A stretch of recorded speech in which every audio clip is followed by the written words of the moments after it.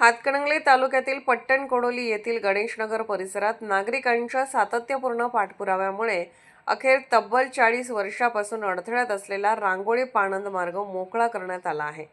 मुख्यमंत्री बळीराजा शेत पाणंद रस्ता अतिक्रमण मुक्त अभियानाअंतर्गत हा मार्ग खुला करून द्यावा अशी मागणी नागरिकांनी प्रशासनाकडे केली होती।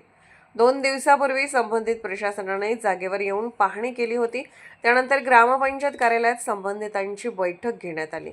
या बैठकीस उपरी पोलीस स्टेशनचे एपीआय सत्यवान हाके, प्रभारी सरपंच नानासाहेब मोटे, सर्व ग्रामपंचायत सदस्य, ग्रामविकास अधिकारी, तलाठी, तंटामुक्ती समितीचे सदस्य, अध्यक्ष तसेच गणेशनगरमधील ज्येष्ठ नागरिक उपस्थित होते।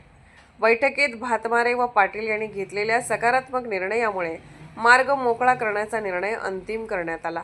तसेच तंटामुक्ती सदस्य राजू आडके यांनी दिलेल्या आमरण उपोषणाच्या इशाऱ्यामुळे आणि नागरिकांच्या वाढत्या दबावामुळे प्रशासनाने तातडीने कारवाई केली। आज दुपारी जेसीबीच्या साहाय्याने अतिक्रमण हटवून रांगोळी पाणंद मार्ग मोकळा करण्यात आला। या निर्णयामुळे परिसरातील नागरिकांनी समाधान व्यक्त केले आहे।